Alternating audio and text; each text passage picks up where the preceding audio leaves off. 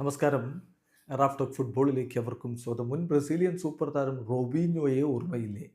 അദ്ദേഹത്തിൻ്റെ മകനാണ് Robson junior.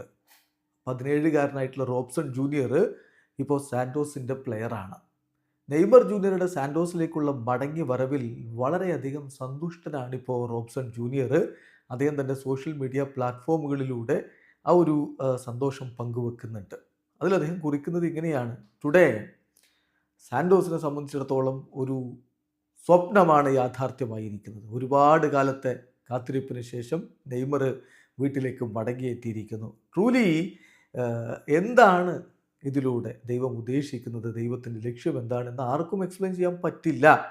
ഒരു കാലഘട്ടത്തിൽ അദ്ദേഹം ഒരു ഫാനായിരുന്നു, ഇതുപോലെ ഇവിടുത്തെ സൂപ്പർ താരത്തിൻ്റെ ഫാനായിരുന്നു. ടുഡേ അദ്ദേഹം എൻ്റെ ഫുട്ബോൾ ഐഡോളായിട്ട് മാറിയിരിക്കുന്നു. ദൈവത്തിന് നന്ദി പറയുകയാണ് ഈ ഒരു അവസരം തന്നതിന്. തീർച്ചയായിട്ടും ഈ ഒരു നിമിഷം ജീവിക്കുന്നതിൽ ഞാൻ വളരെയധികം സന്തുഷ്ടനാണ്. Welcome back Neymar. നിങ്ങളെ കളിക്കളത്തിൽ കാണാൻ ഞാൻ ആകാംക്ഷയോടുകൂടി കാത്തിരിക്കുകയാണ്.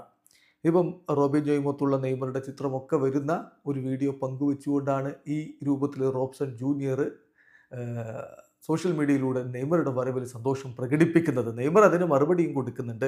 കമോൺ ബോയ്, നിൻ്റെ ഡാഡി എന്നെ ഒരുപാട് ടേക്ക് കെയർ ചെയ്തിട്ടുണ്ട്, അതുപോലെ ഞാൻ നിന്നെയും സംരക്ഷിക്കും എന്നാണ് ഇപ്പോൾ നെയ്മർ ജൂനിയറുടെ തിരിച്ചുള്ള മറുപടി. നമുക്കറിയാം, സാൻറ്റോസിൽ ആ ഒരു ഘട്ടത്തിൽ നെയ്മറുടെ മെൻറ്ററായിട്ട് റോബിഞ്ഞോ ഉണ്ടായിരുന്നു. റോബിഞ്ഞോ ഇപ്പോൾ ജയിലിലാണ്. നമുക്കറിയാം, റേപ്പ് കേസിൽ അദ്ദേഹം കുറ്റവാളിയാണെന്ന് കണ്ടെത്തി ജയിൽ ശിക്ഷ അനുഭവിച്ചുകൊണ്ടിരിക്കുകയാണ്.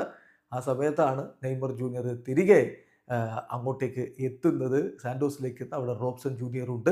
അന്ന് നെയ്മറുടെ മെൻറ്ററായി റോബിഞ്ഞോ പ്രവർത്തിച്ച പോലെ റോബ്സൺ ജൂനിയറുടെ മെൻറ്ററായി നെയ്മർ പ്രവർത്തിക്കുമ്പോൾ കാത്തിരുന്ന് കാണാം. വീഡിയോ അവസാനിക്കുന്നു. ഫുട്ബോൾ ലോകത്തെ കൂടുതൽ വിശേഷങ്ങളുമായി റാഫ് ടോക്സിൽ എത്താം.